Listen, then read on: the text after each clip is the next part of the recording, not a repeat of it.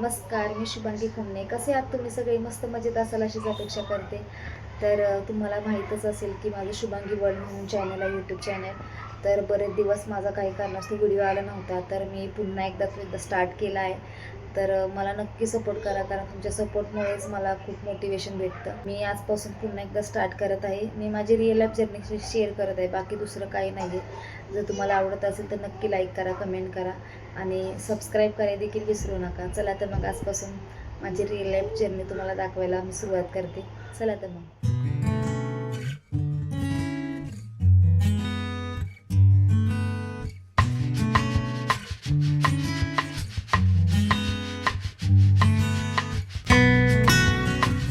त्रिशा आणि तनिषला होती आज मोहरमची सुट्टी. मग काय, त्रिशा पण बोलली, मम्मा मला लवकर उठवू नको, कारण तिला रोज सकाळी लवकर उठावं लागतं 6:45 वाजता आणि तिची झोप पण होत नाही. मग म्हटलं बाई तुला उठ, कधी उठायचे तेव्हा. पण यांचं उठायचं एक सांगतात आणि उठतातच लवकर लहान मुलं. खरं तर माझी दोन्ही मुलं लवकर उठली आणि उठल्या उठल्या त्यांचा गोंधळ सुरू झाला, भूक लागली म्हणून.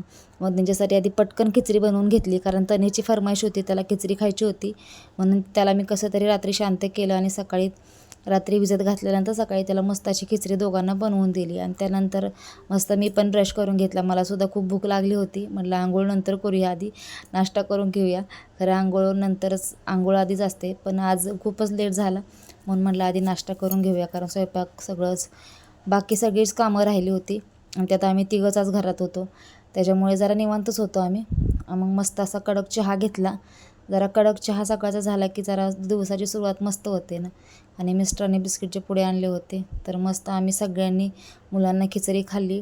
मी चहा बिस्किट खाल्लं. तसं मी चाय बंद केला होता, पण माझं भूक मला कंट्रोलच राहत नव्हता. कारण नाही ना, चहा नाही पिलं ना, म्हणजे मी बरेच दिवस चाय बंद केला होता, पण मला ना भूक लागल्यानंतर काय खायचं ते समजत नव्हतं. मग म्हटलं यार जाऊ दे, थोडा का असेना चाय तर ठेवूया आपण, जास्त नाही कधीतरी आपण चाय बिस्किट वगैरे खाऊया. मग म्हटलं चाय बिस्किट सुरू करूया. मग केलं आणि मग बाकीच्या कामाला लागली. मुलं तर माहिती आहे घरामध्ये किती पसारा करतात. मग सगळा पसारा उचलला आणि मग पटापटा झाडू मारायला घेतला, कारण रूम पण घर मोठे त्याच्यामुळे मुलं पण पसारा खूप करतात. आणि फायनली आंघोळ झाल्यानंतर आज म्हटलं थोडा वेगळा लुक करूया, ना तर रोज त्या मॅक्शीमध्येच असतो आपण. म्हटलं आज जरा स्वतःकडे थोडं बघावं आपण कसं दिसतो आहे, कारण रोज मी मॅक्शीमध्येच असते. तर म्हटलं जरा आज वेगळा लुक करावा. ड्रेसिंग पण, ऑल मेकअप पण, तर एवढा पण खास नाही आहे, पण सिम्पल माझा हा लुक रेडी आहे. कसा वाटतं आहे तुम्हाला? मस्त वाटतं आहे ना. तर त्यानंतर आले किचनमध्ये, कारण स्वयंपाक पूर्णच करायचा बाकी होता. मिस्टरांना सकाळी भाजी चपाती करून दिली होती, पण बाकीचा डाळ भात तर रोजचा लागतोच आपल्याला. डाळ भाताचा कुकर लावला होता. मग मस्त असं डाळीचा मसाला करायला सुरुवात केली.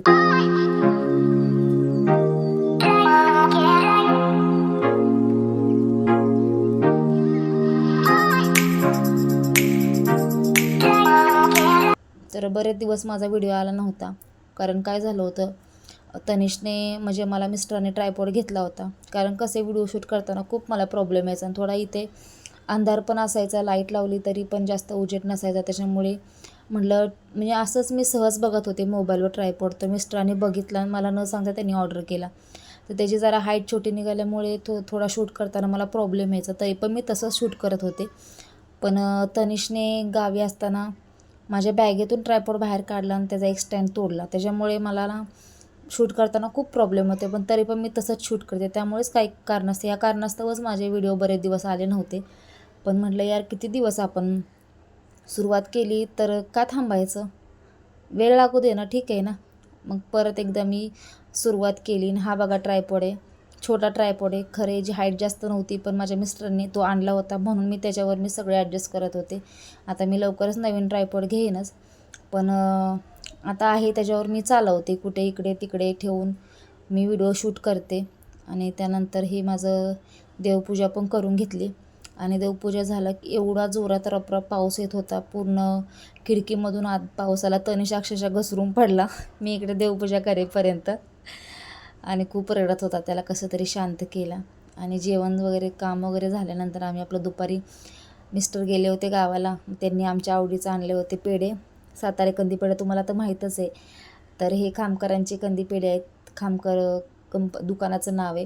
तर खूप क्वालिटी असते याची पेढ्यांची. आणि त्यांनी लाडू पण आणले होते. तर मस्त असं आम्ही ताव मारला. तर तुम्हाला आवडतात का? बघा, ह्यांनी तर मस्त एन्जॉय केलं. स्वतःचंच खरं आयुष्य असं मोबाईलमध्ये बघताना खूप छान वाटतं ना. तर हा होता माझा आजचा व्लॉग. कसा वाटला तुम्हाला? आवडला असेल तर नक्की लाईक करा, कमेंट करा आणि सबस्क्राईब केलं नसेल तर नक्की सबस्क्राईब करा. भेटू नेक्स्ट व्लॉगमध्ये. बाय.